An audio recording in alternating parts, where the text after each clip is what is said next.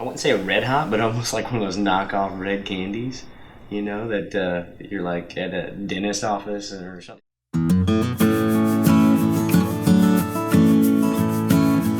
How's it going, Joe? Pretty good, Rob. Can't be any better.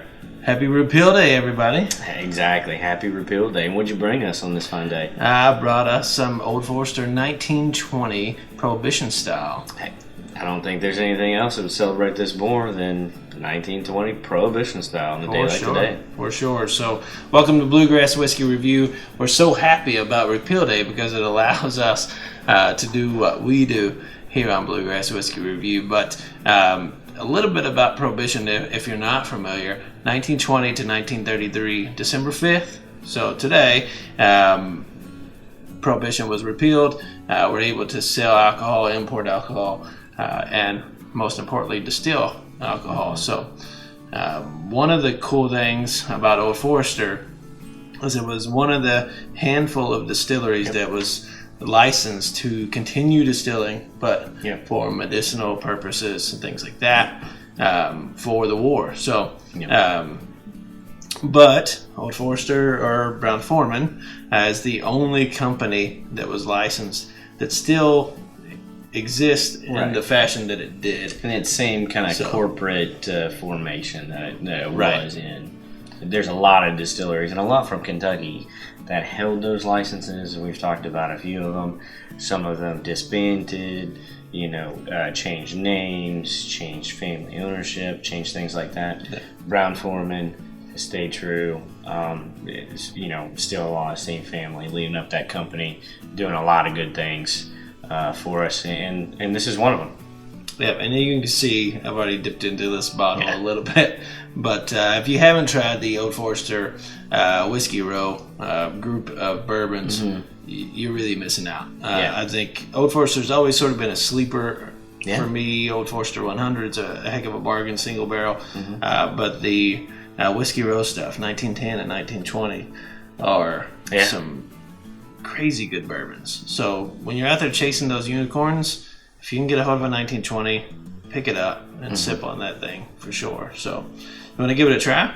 Yeah, absolutely. Thanks for going ahead and pouring up. The one thing that you note right away is this rich, I want to say mahogany, dark amber color that it had. I wouldn't say dark, but it's got that amber color that it makes it pop. It's really something almost stunning in this New Orleans glass. Might be doing it for me. Looked at it in the Glencairn and looking at the bottle.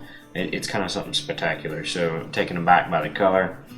Yeah, and I was just making sure. I was pretty certain there was no age statement, and I don't see anything on there.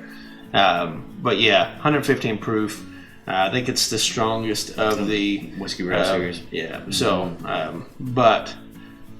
Nothing to blow your socks off. I mean, alcohol content wise or alcohol by volume wise, but being the highest proof percentage, I think it does kind of carry some of the most flavor, the most bourbon style with it. And then right off the nose, you get some dark fruits, and I almost feel like a candy type smell to it. Like I'm almost smelling like I wouldn't say a red hot, but almost like one of those knockoff red candies. That you're like at a dentist office or something. Yeah, you always get a hint of cinnamon in there, but then you also get those sweet aromas for sure. Maybe a little fruit in there. Yeah. But yeah, beautiful looking. Chocolate cherries. For sure.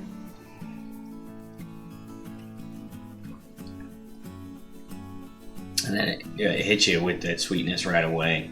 And I feel like a lot of cherry, some chocolate with it. Almost get like a ripe banana taste. I'm not pulling out too much fruit. Well, I guess the cherry. Yeah, just like a ripe banana is really really subtle, not sort of on the finish. But yeah, definitely getting your natural caramel and vanilla type of taste off of that wood for sure. Yeah. I mean, it's just hitting you right away with that candied sweetness, I feel, followed by some oak, a great finish. it sticks around. I think that's due to the higher proof.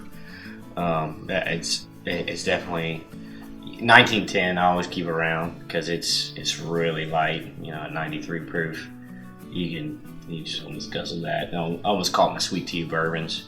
This is something I haven't picked up myself. I got a lot of good friends that like to keep it, so it's always around. You know, the people that know bourbon, that drink bourbon, they're probably either going to have that or they're going to have some 1910 stashed away for sure. Yep, for sure. So, and I know Costco's got it still overpriced. I want to say half 40s almost. Yeah, it's not bad. Like you said, under 60 definitely. Yeah. If you see it over 60, search a little harder. Yeah.